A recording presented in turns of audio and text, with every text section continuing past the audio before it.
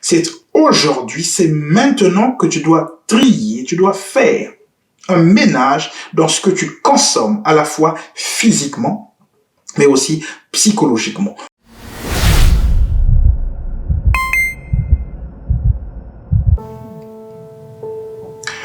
Si tu prends soin de ton corps prendra soin de toi. Si tu prends soin de ton corps prendra soin de toi. Mais une question fondamentale doit se poser, celle de savoir à quel moment véritablement devons-nous prendre soin de notre corps? Parce que l'impression que j'ai, c'est que c'est quelque chose qui n'a pas été comprise. Les gens attendent souvent que leur situation de santé se détériore. Les gens attendent souvent qu'ils se retrouvent dans des situations pathologiques incurables pour éventuellement commencer à prendre conscience et à prendre soin d'eux. Mais nous savons que généralement c'est trop tard.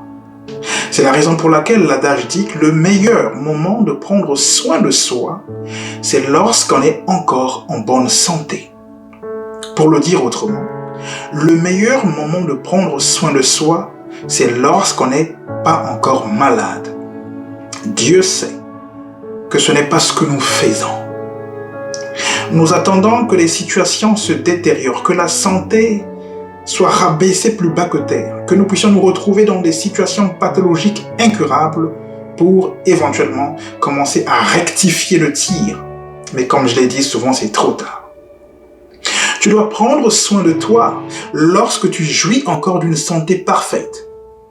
Tu dois prendre soin de toi lorsque tu réalises que tu as cette grâce de ne pas présenter des maladies qui sont incurables. Tu dois donc contrôler ce que tu manges, mais aussi ce que tu ingurgites psychologiquement.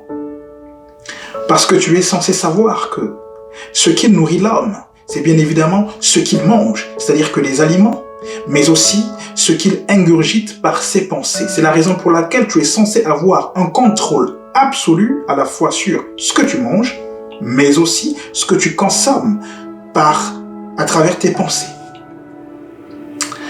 Je vais te raconter une petite histoire. C'est l'histoire d'un jeune homme qui se retrouve coincé dans un trou, avec quelques outils pour éventuellement espérer en sortir.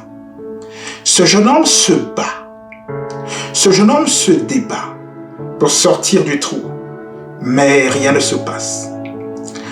Ce jeune homme fait tout ce qui est en son possible parce qu'il avait en sa possession une pelle, une houe et se démerdait à creuser des petits trous sur les parois pour pouvoir remonter.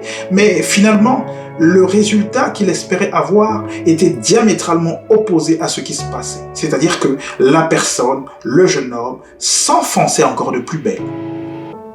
Cette personne a effectué plusieurs tentatives pour s'émanciper, pour sortir, pour retrouver la liberté. Mais chaque tentative était vouée à l'échec et comme on peut l'imaginer, cette personne a fini par se fatiguer, à se lasser et à abandonner. Mais croyant qu'elle était, elle s'est dit qu'il faut maintenant que je fasse appel à la force divine, à la conscience sacrée, à la conscience infinie que nous appelons couramment Dieu.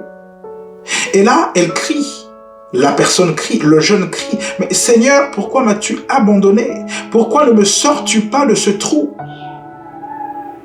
Pourquoi ne me sors-tu pas de ce trou?